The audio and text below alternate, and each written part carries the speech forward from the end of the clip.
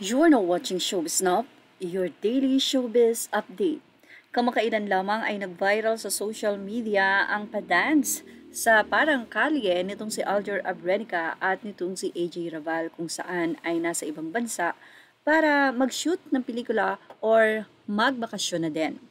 Pero hindi nga napigilan pa ni AJ Raval na mag-live na habang naglalakad sa nasabi nga pong bansang kanilang pinuntahan upang ipaliwanag ang kanyang sarili. Hindi na raw kasi matiis ni AJ na pati ang pamilya niya ay dinadamay ng mga bashers. Inamin ni AJ na mayroon talagang third party sa relasyong between Kylie and Aljur Abrenica. Ayon pa kay AJ, kilala niya kung sino ang naging third party sa hiwalayang Aljur at Kylie. Hindi naman na niya minention kung sino ito. Ipinaliwanag ni AJ na hiwalay na si Aljur at Kylie noong naging close sila at nanligaw sa kanya si Aljur. Wala rin di umano na anak at hindi rin siya nabuntis. Iyan ang katotohanan. Ayon kay AJ, kahit pa mawala ang kanyang buong pamilya, sinasabi niya ang pawang katotohanan lamang. Wala siyang sinaktan, hindi niya sinira ang pamilya ni Aljur at ni Kylie. Pinakiusapan din ni AJ Raval ang mga netizen, especially the bashers, na pakinggan ang panawagan ni Kylie na huwag siya nang itag at tahimik na rin si Kylie. Yan ang mga naging eksplanasyon ni AJ Raval. Ayon sa kanya, wala siyang sinaktan at hindi siyang naging third party or hiwalayan. Kilala niya kung sino ang babaeng ito. Marami naman mga netizen na kung sino daw kaya ang babaeng tinutukoy nitong si AJ Raval. Samantala, narito naman ang naging komento ng mga netizen. Kahit nagpaliwanag pa si AJ, ay mayroon pa rin talagang mga bashers. But anyway, sabi nga ni AJ Raval, at the end of the day, ang mga bashers na ito ay puproblemahin pa rin ang kanilang sariling problema. Kaya naman, after the explanation, dead man na nga lang daw siya. Narito po ang naging say ng mga netizen.